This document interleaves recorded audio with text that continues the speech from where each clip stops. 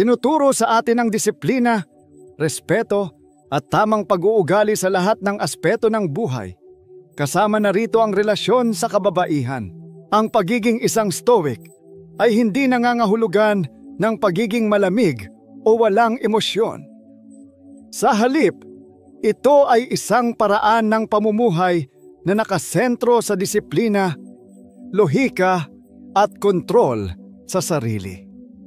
Sa mundong puno ng emosyonal na reaksyon, takot sa rejeksyon at pagiging masyadong dependent sa iba, ang Stoicism ay nagsisilbing gabay para sa mga lalaking nais magkaroon ng mas maayos at mas matatag na relasyon.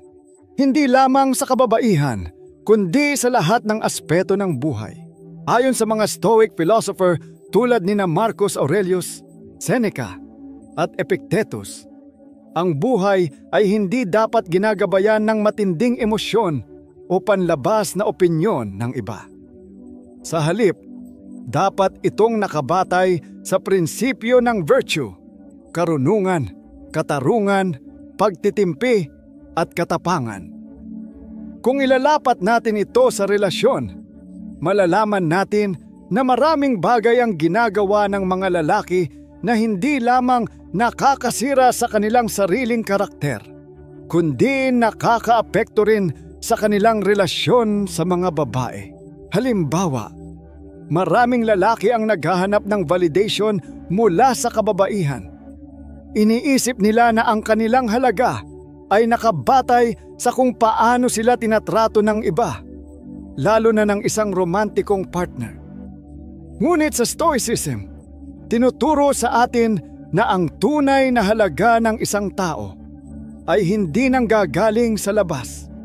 Hindi ito nakasalalay sa papuri o pagsang-ayon ng iba, kundi sa kung paano natin pinapanday ang ating sarili.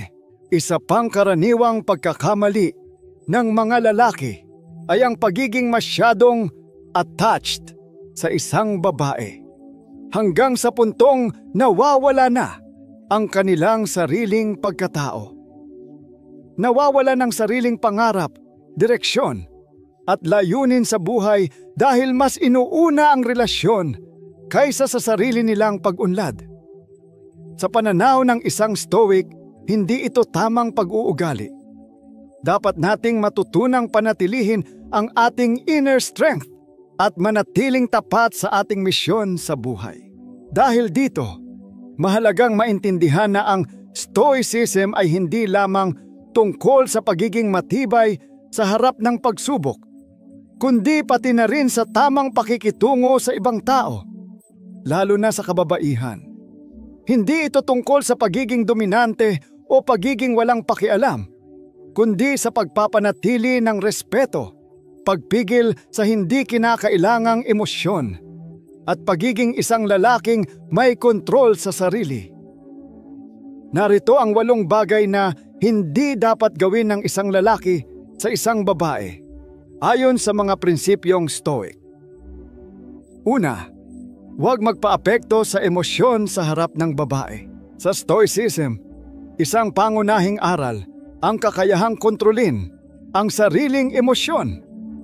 Ayon kay Seneca, "He who is the slave of his emotions is not the master of himself."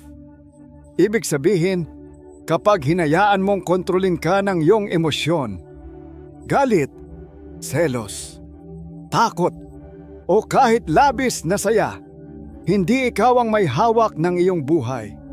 Sa halip, nagiging alipin ka ng panlabas na pangyayari at ng iyong pansamantalang nararamdaman. Ano ang madalas na pagkakamali ng lalaki? Isa sa pinakamalaking pagkakamali ng mga lalaki sa relasyon ay ang pagiging masyadong emosyonal sa harap ng isang babae. Hindi ito nangangahulugang hindi ka dapat makaramdam ng emosyon, kundi dapat mong pag-aralan kung paano ito i-handle ng may dignidad at kontrol. Halimbawa, pagsigaw o pagiging agresibo sa isang pagtatalo. Maraming lalaki ang hindi kayang kontrolin ang galit. Kapag may hindi na pagkasunduan, agad silang sumisigaw. nanunumbat, o kaya'y nagiging marahas. Sa pananaw ng isang Stoic, ito ay senyales ng kahinaan, hindi ng lakas. Ang tunay na malakas na lalaki ay marunong magpigil ng galit at ginagamit ang lohika kaysa emosyon sa pagharap sa mga hindi pagkakaunawaan. Pagiging sobrang seloso. Ang selos ay isang natural na damdamin, pero kapag hinayaan mong ito ang magdikta ng kilos mo, nagiging toxic ito. Ang isang Stoic na lalaki ay hindi natatakot mawalan ng isang relasyon dahil alam niyang hindi niya kontrolado ang ibang tao. Tanging sarili niya lang ang kaya niyang kontrolin. Labis na pag-aalala o pagiging needy. Kapag ang isang lalaki ay masyadong nangangailangan ng atensyon o reassurance mula sa babae, ipinapakita nito na hindi siya secure sa sarili niya. Ang isang tunay na Stoic ay hindi umaasa sa ibang tao para maramdaman ang kanyang halaga. Paano maging mas Stoic sa relasyon? Practice emotional detachment. Hindi ito nangangahulugang maging malamig, kundi ang kakayahang hindi agad mag-react sa anumang emosyonal na sitwasyon. Sa halip na sumabog agad sa galit o selos, huminga ng malalim, pag-isipan ang sitwasyon at magdesisyon ng may lohika. Tanggapin na hindi mo makokontrol ang ibang tao. Hindi mo kayang kontrolin ang iniisip o ginagawa ng babae sa buhay mo. Ang tanging nasa kontrol mo ay ang sarili mong reaksyon. Panatilihin ang kalmado sa gitna ng anumang emosyonal na sitwasyon. Kung may hindi pagkakaunawaan, panatilihin ang malamig na ulo. Kung ang isang babae ay sinusubukang pukawin ang emosyon mo, ipakita ang iyong pagiging composed. Ang isang kalmadong lalaki ay mas iginagalang kaysa sa isang madaling magpatalo sa emosyon. Ang aral ng isang tunay na Stoic, ang tunay na lakas ng isang lalaki ay hindi nakikita sa kanyang pisikal na anyo o sa kanyang kakayahang manalo sa isang pagtatalo. Ang tunay na lakas ay nasa kakayahang kontrolin ang kanyang damdamin at manatiling matatag kahit sa harap ng matinding emosyon.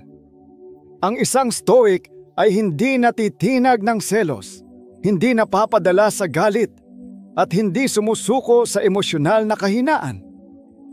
Sa halip, siya ay nag-iisip bago kumilos, pinapahalagahan ang respeto sa sarili, at nananatili sa kanyang prinsipyo anuman ang mangyari. Pangalawa, huwag maghanap ng validation sa babae. Sa Stoicism, isang mahalagang prinsipyo ang self-sufficiency. Ang kakayahang maging buo at kumpleto nang hindi nakadepende sa opinyon o pag-aproba ng iba. Sinabi ni Marcus Aurelius, "It never ceases to amaze me. We all love ourselves more than other people, but care more about their opinions than our own." Ibig sabihin, karamihan sa mga tao ay mas iniintindi ang iniisip ng iba kaysa sa tunay nilang halaga. Maraming lalaki ang nagkakamali sa paghahanap ng validation mula sa kababaihan. Iniisip nila na ang kanilang halaga ay nakabatay sa kung paano sila tinatrato o paano sila nakikita ng isang babae. Ito ay isang trap, isang mindset na nagpapahina sa kumpiyansa sa sarili at nagiging sanhi ng pagiging emotionally dependent sa isang relasyon. Ano ang madalas na pagkakamali ng lalaki? Laging naghahanap ng papuri o pagsang-ayon. May mga lalaking laging nagtatanong ng, "Mahal mo pa ba ako?" o "Gwapo ba ako sa suot ko?" Kapag hindi nila narinig ang gustong sagot, apektado ang kanilang mood at kumpiyansa sa sarili. Ginagawa ang lahat para lamang makuha ang atensyon ng babae. Minsan, may mga lalaking pinipilit baguhin ang kanilang ugali, estilo o paniniwala para lamang makuha ang pagsang-ayon ng isang babae. takot sa rejeksyon o pagkawala ng relasyon. Maraming lalaki ang nagpapakababa ng sarili para lang manatili sa isang relasyon, kahit hindi na ito healthy. Bakit mali ito sa pananaw ng Stoicism? Sa Stoicism, hindi mo kailangang patunayan ang sarili mo sa iba para maramdaman mong mahalaga ka. Ang iyong halaga ay hindi nakadepende sa panlabas na validation, kundi sa disiplina, integridad, at aksyon mo sa buhay. Ang paghahanap ng validation sa babae ay nagpapakita ng isang weak frame of mind. Isang ugali na madalas na hindi iginagalang ng iba, lalo na ng mga babae. Ang isang stoic na lalaki ay hindi naghihintay ng pagsang-ayon. Ginagawa niya ang tama dahil ito ang dapat gawin, hindi dahil gusto niyang mapansin o mapuri. Paano maging mas stoic sa relasyon? Maging solid sa iyong sariling halaga. Kilalanin ang sarili mo at huwag hayaang ang opinyon ng iba ang magdikta kung sino ka. Huwag matakot sa rejeksyon. Ang stoic na lalaki ay hindi natatakot mawalan ng isang relasyon dahil alam niyang hindi ito ang batayan ng kanyang halaga bilang tao. Gawin ang tama nang walang hinihintay na kapalit. Kung may gagawin kang mabuti para sa isang babae, gawin mo ito dahil gusto mong gawin. Hindi dahil gusto mong makatanggap ng papuri o atensyon. Ang tunay na halaga ng isang lalaki ay nanggagaling sa kanyang sarili. Hindi mula sa babae, hindi mula sa relasyon, at hindi mula sa panlabas na opinyon. Ang isang stoic na lalaki ay hindi umaasa sa validation ng iba dahil alam niyang ang kanyang dignidad at halaga ay nakabatay sa kanyang sariling prinsipyo at aksyon. Sa huli, ang respeto ay hindi nakukuha sa pagiging laging sumasang-ayon o nagpapakababa para mapansin. Ang tunay na respeto ay nanggagaling sa pagiging isang lalaking may inner strength na hindi kailangan ng labas na pag-aproba para maramdaman niyang siya ay may halaga. Pangatlo, huwag ipasa ang iyong mga problema sa babae. Isa sa pinakamahalagang prinsipyo ng Stoicism ay responsibility at accountability. Ang kakayahang akuin ang sariling buhay. Harapin ang mga problema ng may tapang at hindi umasa sa iba upang ayusin ang ating mga suliranin. Sinabi ni Epictetus, "You are responsible for your own happiness. If you expect others to make you happy, you will always be disappointed." Sa isang relasyon, maraming lalaki ang nagkakamali sa pag-aasa sa isang babae upang saluhin ang kanilang emosyonal o personal na problema. Iniisip na ito ang tungkulin ng babae na pag-aani ng kanilang pinapasan. Ngunit ang totoo, hindi ito ang responsibilidad ng isang babae. Ang isang tunay na stoic na lalaki ay hindi pabigat sa isang relasyon. Sa halip, siya ang nagsisilbing sandigan, isang taong may kakayahang humarap sa mga pagsubok ng may tapang at pananagutan, nang hindi iniaasa ang kanyang emosyonal na katatagan sa ibang tao. Ano ang madalas na pagkakamali ng lalaki? Pagiging emosyonal na pabigat. Kapag may problema sa trabaho o pamilya, ang unang instinct ng ilang lalaki ay maglabas ng hinaing sa babae nang walang ginagawang konkretong solusyon. Ang stoic na lalaki ay hindi nagiging pabigat sa iba. Sa halip, siya ang nagbibigay ng kapanatagan sa gitna ng bagyo. Pagtakbo sa babae bilang takbuhan sa lahat ng problema. Hindi mali ang paghingi ng suporta o payo, ngunit kung palaging ito ang una mong ginagawa nang hindi man lang sinusubukang lutasin ang problema, nagiging pasanin ka sa relasyon. Ang isang tunay na stoic ay humihingi ng suporta, pero hindi nagiging helpless. Pag-asa sa babae para sa emosyonal na stability. Ang ilang lalaki ay nagiging dependent sa babae upang maramdaman nilang buo sila. Ngunit ayon sa Stoicism, ang tunay na kaligayahan at kapanatagan ay dapat manggaling sa loob ng sarili. Bakit mali ito sa pananaw ng Stoicism? Sa Stoicism, tinuturo na ang buhay ay puno ng pagsubok at tanging ikaw lamang ang may kontrol sa kung paano mo ito haharapin. Hindi mo dapat ipasa sa ibang tao, lalo na sa isang babae, ang responsibilidad na lutasin ang iyong mga problema o ayusin ang iyong emosyon. Kapag palagi kang naghahanap ng isang babae na mag-aalaga sa iyo sa tuwing mahina ka, nawawalan ka ng respeto sa sarili. Hindi ito nangangahulugan na hindi ka dapat maging vulnerable o humingi ng tulong, ngunit dapat ay may kakayahan kang tumayo sa sarili mong paa. Paano maging mas stoic sa relasyon? Harapin ang iyong problema bago ito pag-usapan.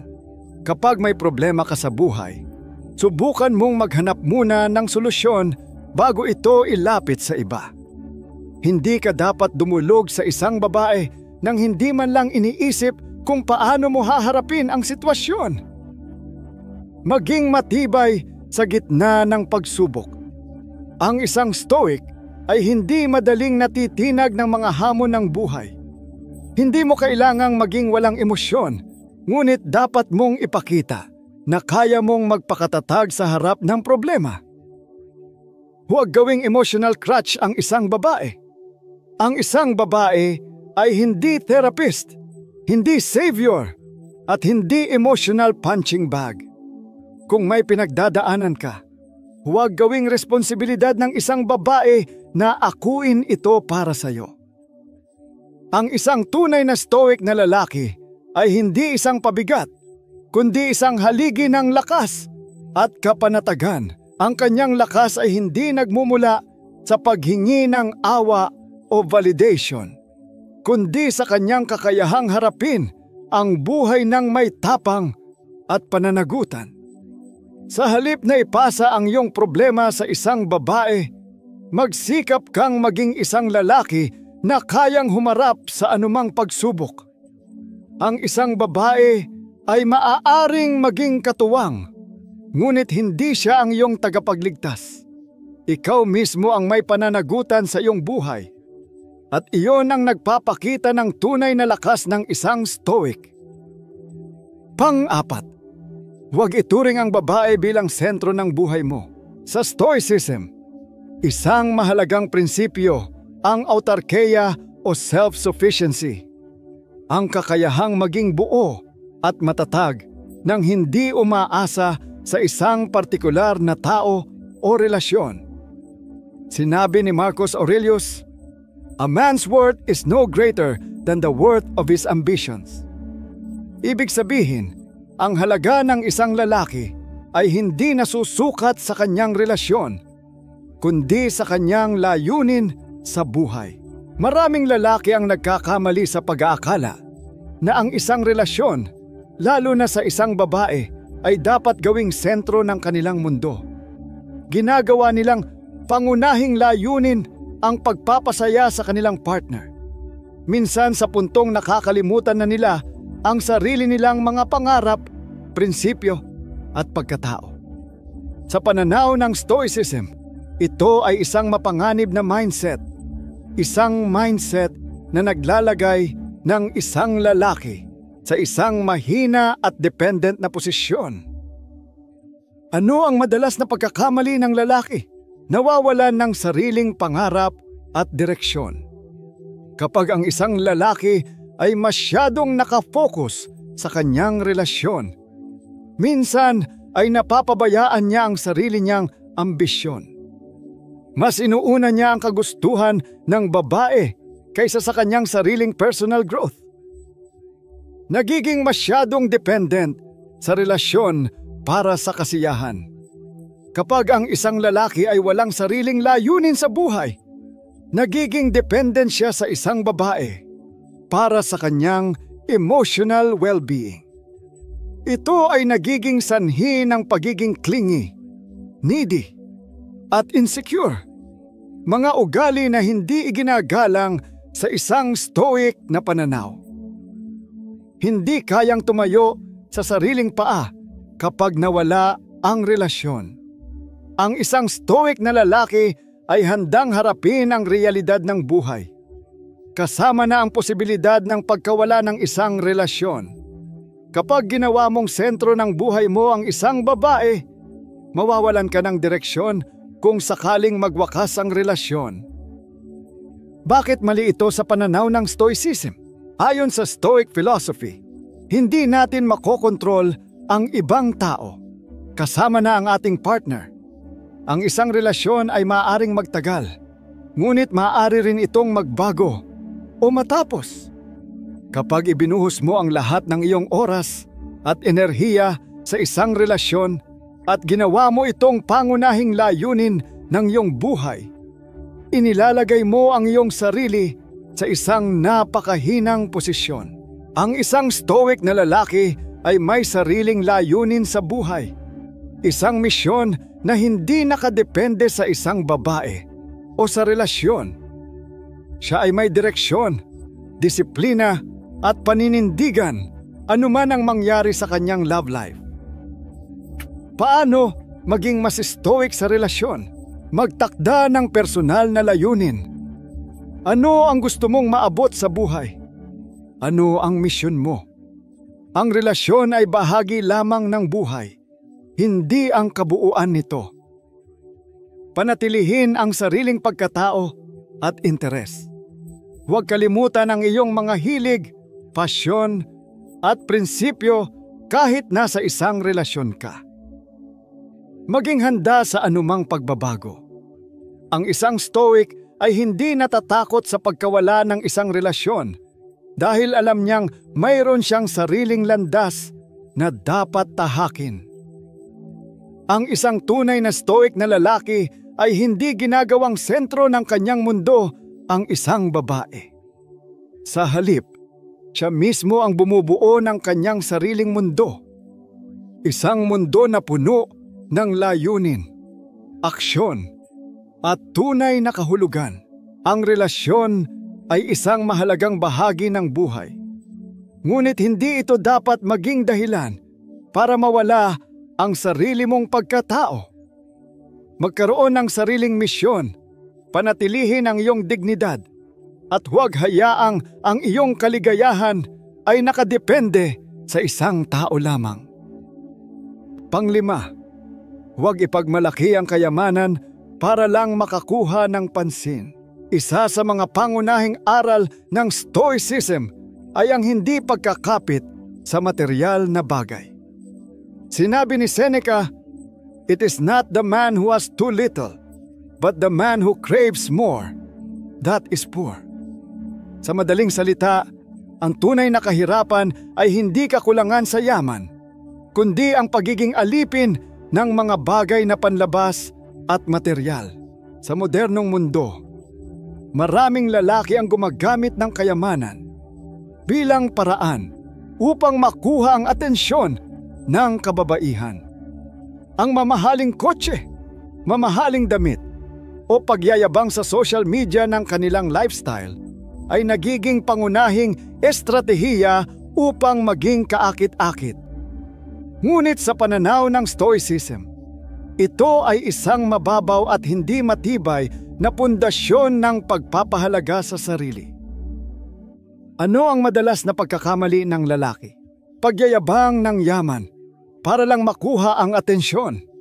Maraming lalaki ang nagpo-post ng mga mamahaling gamit sa social media para ipakita na sila ay high value na lalaki. Ngunit ang tunay na halaga ng isang lalaki ay hindi nasusukat sa kung anong pag-aari niya, kundi sa kanyang pagkatao. Paggamit ng pera upang makuha ang loob ng isang babae. May mga lalaking bumibili ng mamahaling regalo, nag-aalok ng luho o ginagastos ang kanilang pera sa babae sa pag-asang mapapahanga nila ito.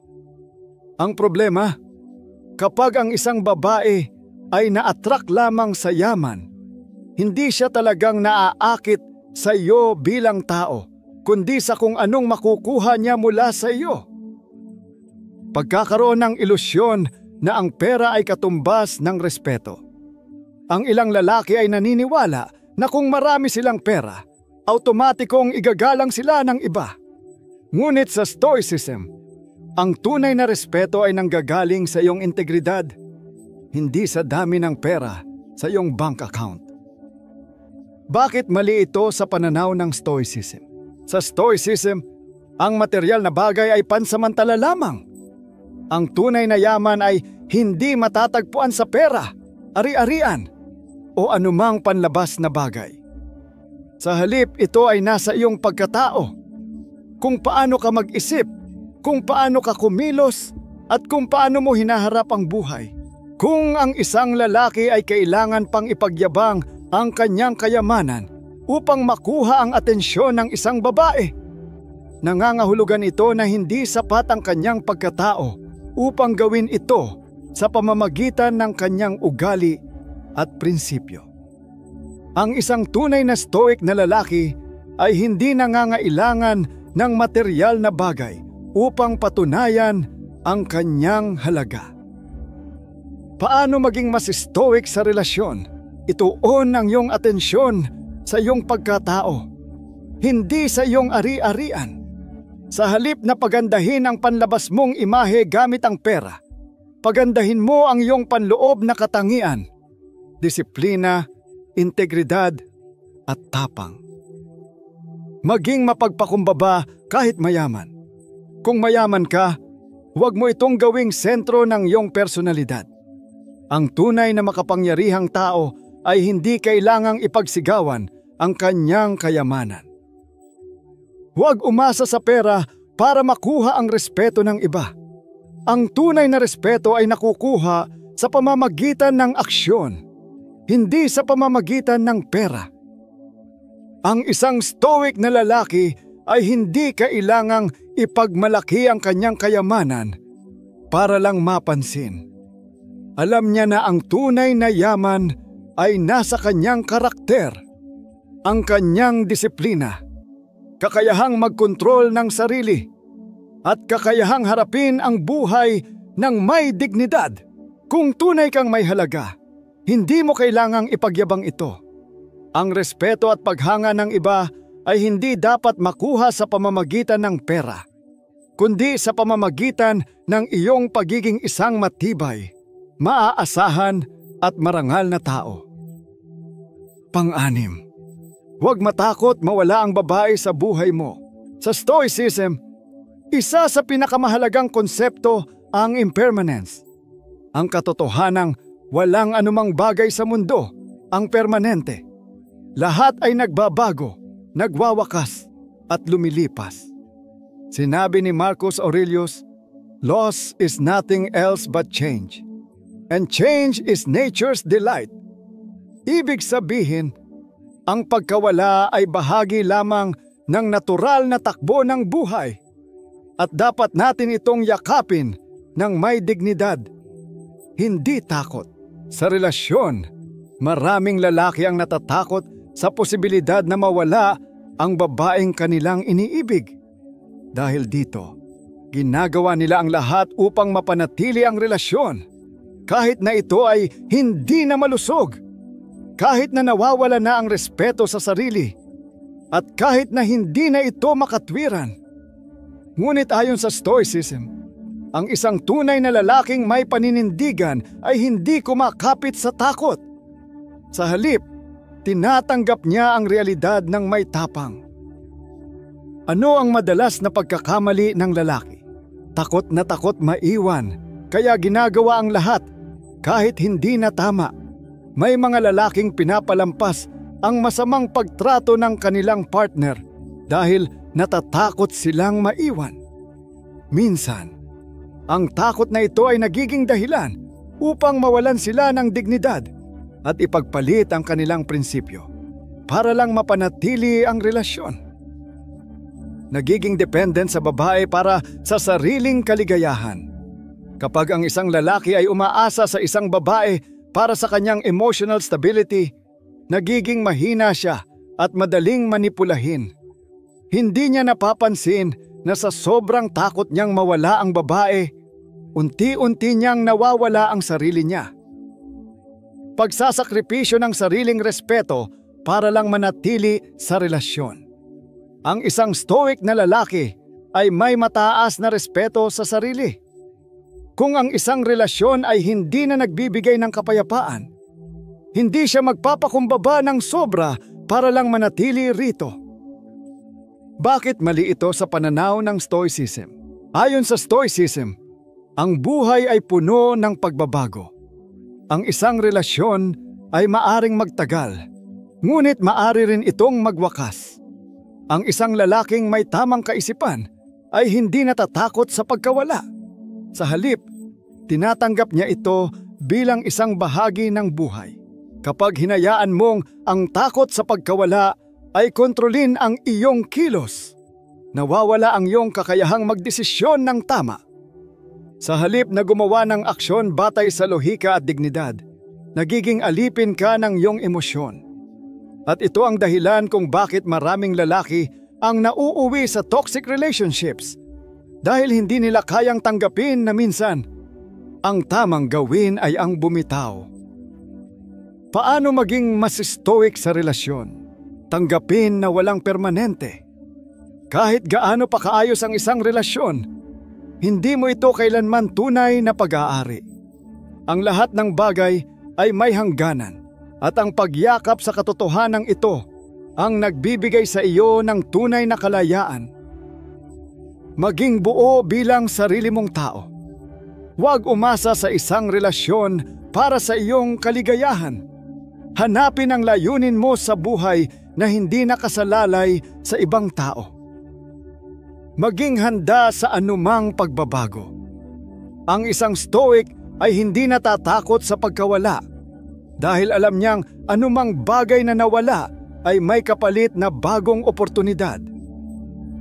Ang isang tunay na stoic na lalaki ay hindi natatakot mawalan ng isang babae dahil alam niyang ang kanyang halaga ay hindi nakasalalay sa isang relasyon.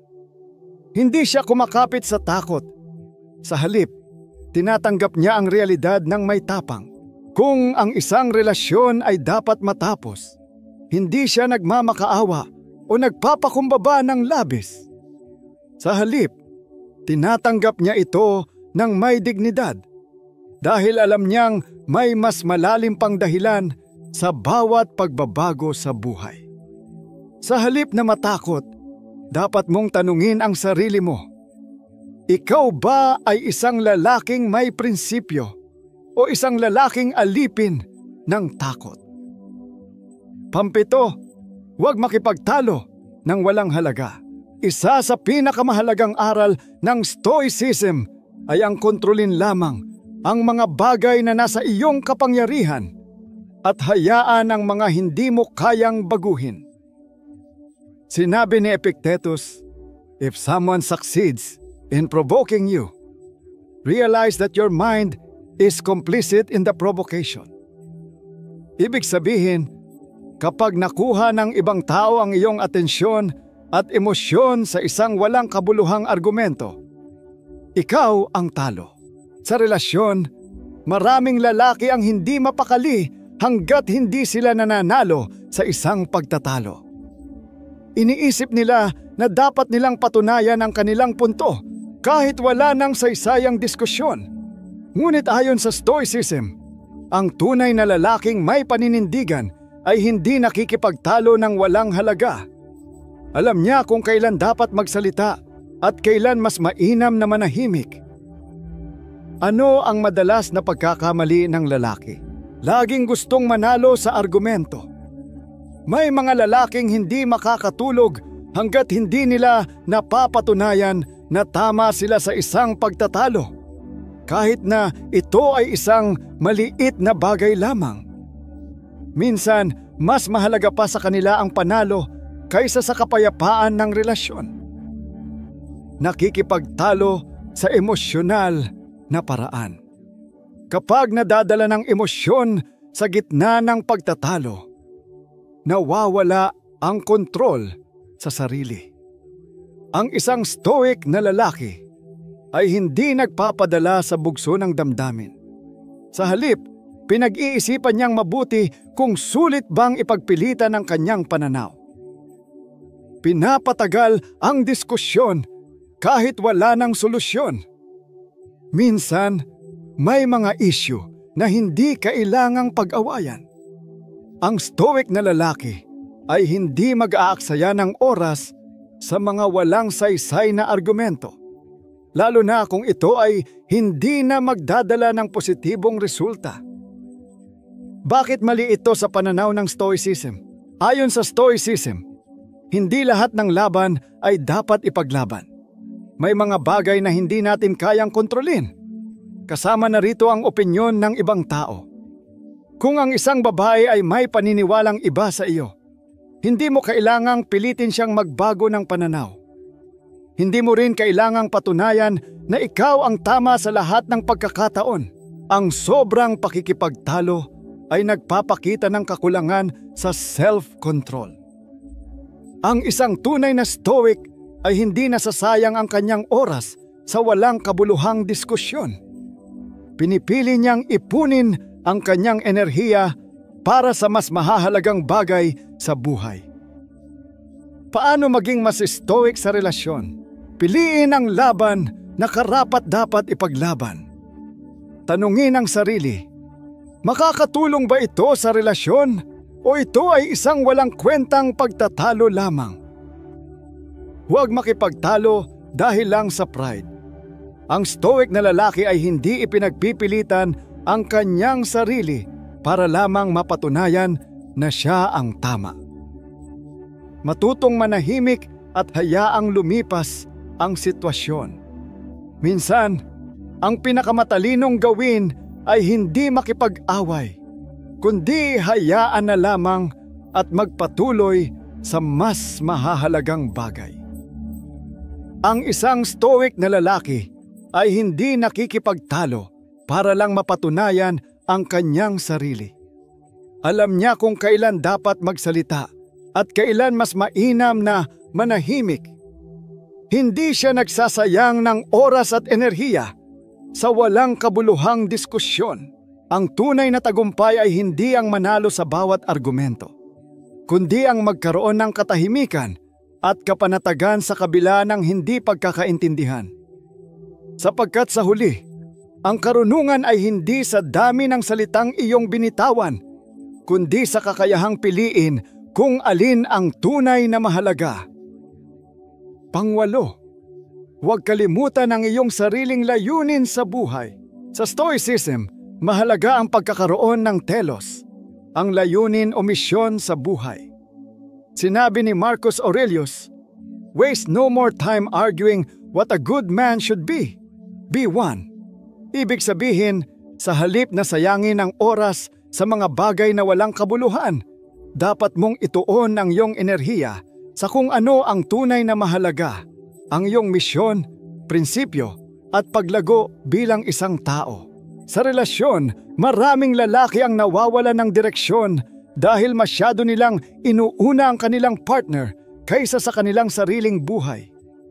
Nakakalimutan nila ang kanilang mga pangarap, layunin at sarili nilang pagkatao sa kagustuhang mapanatili ang isang relasyon. Ngunit ayon sa Stoicism, ang isang tunay na lalaki ay may sariling landas. Hindi siya naliligaw o nawawalan ng direksyon dahil lamang sa isang relasyon. Ano ang madalas na pagkakamali ng lalaki? Paglalagay ng relasyon sa ibabaw ng sariling layunin. May mga lalaking nagbabago ng landas sa buhay hindi dahil gusto nila, kundi dahil ito ang nais ng kanilang partner. Inuuna ang relasyon kahit na nangangahulugan itong isantabi ang sariling pangarap. Pagkawala ng sariling identidad. Kapag ang isang lalaki ay masyadong nakadepende sa isang relasyon, nawawala ang kanyang sariling sense of self. Nagiging mahina ang kanyang loob at unti-unting nawawala ang kanyang dating sigla at determinasyon. Pagpapabaya sa personal na pag-unlad. Sa halip na patuloy na pagbutihin ang sarili, may mga lalaking nagiging komportable sa relasyon at nakakalimutang patuloy na mag-evolve. Ang stoic na lalaki ay laging naghahanap ng paraan upang lumago sa karunungan, kakayahan at pagkatao. Bakit mali ito sa pananaw ng Stoicism? Ayon sa Stoicism, ang bawat tao ay may sariling landas na dapat tahakin. Ang isang relasyon ay bahagi lamang ng buhay, hindi ang kabuuan nito. Kung isasantabi mo ang iyong pangarap para lang sa isang relasyon, hindi mo tunay na pinapahalagahan ang iyong sarili. Ang tunay na stoic na lalaki ay hindi nawawalan ng direksyon. Alam niya kung ano ang mahalaga sa kanyang buhay at hindi niya ito isinusuko para lang sa pansamantalang emosyon. Hindi siya natatakot magkaroon ng sariling misyon kahit na ito ay hindi palaging naaayon sa kagustuhan ng iba. Paano maging mas stoic sa relasyon? Alamin ang iyong misyon sa buhay. Ano ang nais mong makamit? Ano ang iyong layunin? Huwag hayaang ang isang relasyon ang pumigil sa iyong personal na pag-unlad. Panatilihin ang sariling pagkatao. Huwag magbago ng landas dahil lamang sa pressure ng isang relasyon.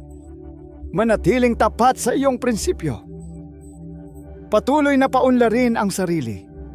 Mag-aral, magtrabaho para sa iyong pangarap at huwag hayaang ang relasyon ay maging dahilan para tumigil ka sa pag-unlad.